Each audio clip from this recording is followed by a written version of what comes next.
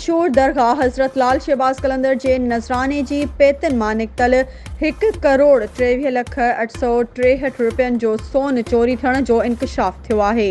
उन हवाले सां मिलियल ॼाण मूजिबि अहिड़े इंकशाफ बाद सूबाई वज़ीर औक़ाफ़ ऐं क़ानून उमर सूमरो पारां जांच बाद दरगाह जे मैनेजर खे मुअत्तल करे उन ख़िलाफ़ केस दाख़िल करण जो हुकुम ॾेई छॾियो आहे, जॾहिं त सेक्रेटरी औक़ाफ़ मुनव्वर महेसर पारां मैनेजर औक़ाफ़ जे मुअत्तली जो नोटिफिकेशन जारी कयो वियो आहे।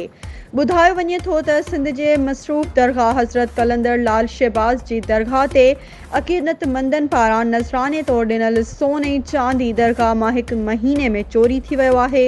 उन हवाले सां निगरान सूबाई वज़ीर औक़ाफ़ उमर सूमरो पारां मैनेजर औक़ाफ़ ज़ुबैर बलोच खे मुअत्तल करे केस दाख़िल करण सां गॾु केस एंटी करप्शन खाते खे मोकिलण जो हुकुम ॾिनो आहे।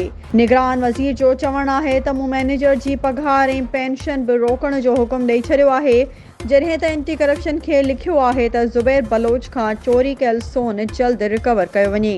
उन सां गॾु सिंध जे तमामु दरगाहुनि जे मैनेजर्स जे ख़िलाफ़ पिणु जांच शुरू कई वेंदी।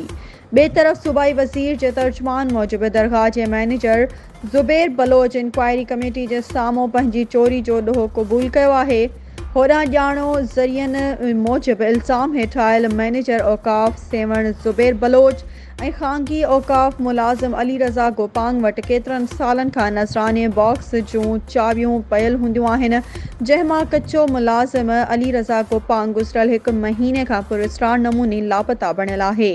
दरगाह कलंदर लाल शहबाज मां चोरी इल्ज़ाम हेठि आयल औक़ाफ़ मैनेजर ज़ुबैर बलोच खे पुलिस गिरफ़्तार कयो आहे।